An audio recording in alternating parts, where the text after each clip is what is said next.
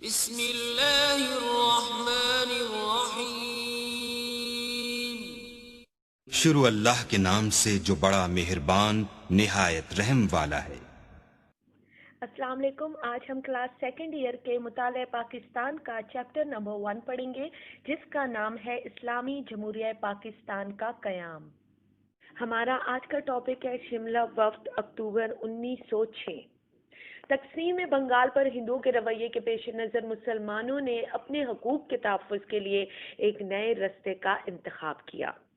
1906 میں انگریز حکمرانوں نے ہندوستان میں نئی سیاسی اصلاحات نافذ کرنے کا ارادہ جو ہے وہ ظاہر کیا، جس سے مسلمان رہنماؤں نے فیصلہ کیا کہ انہیں وائسرائے سے ملاقات کر کے ایسی تجاویز دینی چاہیے جن سے مستقبل کے سیاسی ڈھانچے میں مسلمانوں کے مفادات کو تحفظ مل سکے۔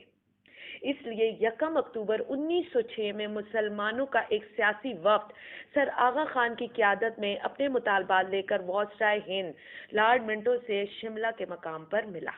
وائسرائے لارڈ منٹو کو ہندوستان کے مسلمانوں کی طرف سے مطالبات پیش کیے گئے، جس میں سب سے پہلے آ جاتا ہے نئے ایکٹ میں قانون ساز کونسل کی رکنیت کے لیے انتخابی اصول رائج کرنے کی صورت میں مسلمانوں کو جداگانہ طرز انتخاب کا حق دیا جائے، جس کے تحت مسلمان اپنے نمائندوں کا انتخاب خود کر سکے۔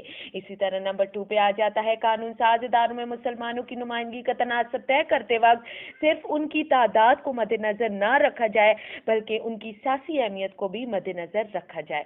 انہی مطالبات میں نمبر 3 پہ آ جاتا ہے مسلمانوں کو سرکاری ملازمتوں اور مقامی حکومتی اداروں میں ان کا جائز حصہ دیا جائے۔ وائسرائے لارڈ منٹو نے ان تمام مطالبات پر ہمدردانہ غور کرنے کا یقین دلایا اور کہا کہ مستقبل کے کسی بھی سیاسی ڈھانچے میں مسلمانوں کے مفادات کا پورا خیال رکھا جائے گا۔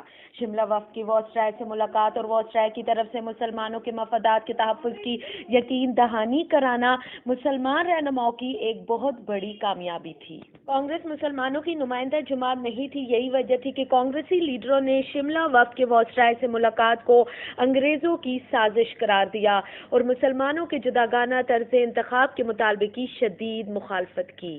لارڈ منٹو نے اپنا وعدہ پورا کیا اور جب برطانوی پارلیمنٹ نے حکومت ہند کا قانون 1909 میں پاس کیا تو اس میں مسلمانوں کو جداگانہ طرز انتخاب کا حق دیا گیا۔